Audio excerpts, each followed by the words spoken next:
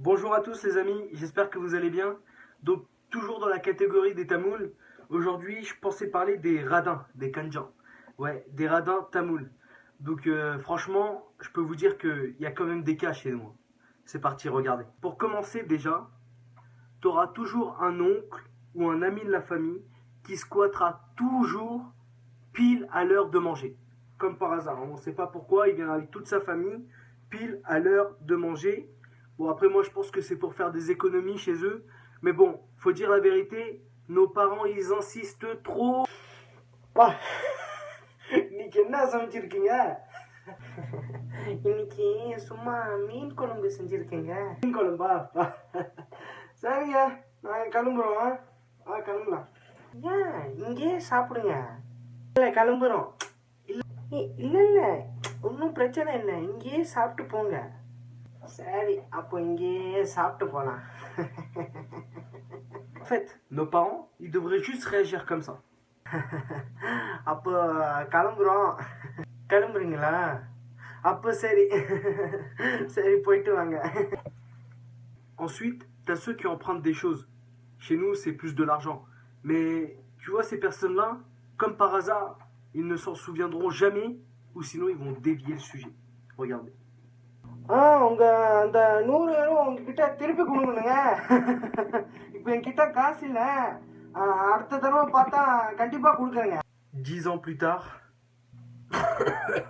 எது அந்த 100 € நான் அப்பயே உங்ககிட்ட கொடுத்துருக்கேன், நீ மறந்துட்ட போல. பரவாயில்ல விடு. Et le dernier, le meilleur pour moi, t'as ceux qui t'invitent chez eux, et quand tu y vas, tu te sens trop mal à l'aise. Regardez pourquoi. பசங்களா, அந்த லைட்டு நிறுத்துங்க.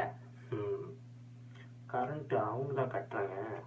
அம்மா, அந்த தண்ணி மெதுவாக தர, தண்ணி விலை அதிகமாக இருக்கும். ஏண்டி, அவங்க வராங்கன்னு ரொம்ப சாப்பாடெலாம் செய்யாத. அவங்க ரொம்ப சாப்பிடுவாங்க, நம்ம தான் காசு போடுறோம், மறந்துடாத. ஏண்டி, அந்த பிளக்கார்டில் ஒரு வருஷத்துக்கு முன்னாடி கேக்கு வாங்கணும்ல, அது தூக்கி வை அவங்களுக்கு, அதுவே போதும். ஆரஞ்சு, கொக்கா கோலா இதெல்லாம் மறைச்சி வை, அங்கே வரும்போது தண்ணி மட்டும் கொடு. கொக்கா விலை 2 € அதிகம்.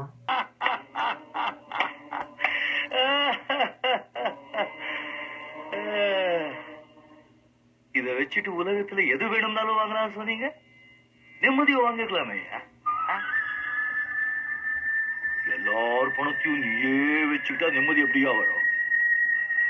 உனக்கு எவ்வளவு வேணுமோ அவ்வளவு அளவா வச்சுக்கிட்டு மிச்சம் இல்லாதவங்களுக்கு கொடுத்துட்டே இருந்தா நிம்மதி தானா வரும். பணத்தை சேர்த்துட்டே இருப்பால அவன் நிம்மதியே இருக்காது. புண்ணியத்தை சேர்த்துட்டே இருப்பால அவனுக்கு தான் நிம்மதி. ஆமா, வரும்போது ஒண்ணும் கொண்டு வரல, போகும்போது ஒண்ணும் கொண்டு போக போறது இல்ல, நடுவே என்னையா எந்த எந்த எந்த பாப்பா இதை எடுத்துட்டு இல்லாதவங்களுக்கெல்லாம் கொடுத்துட்டு போ.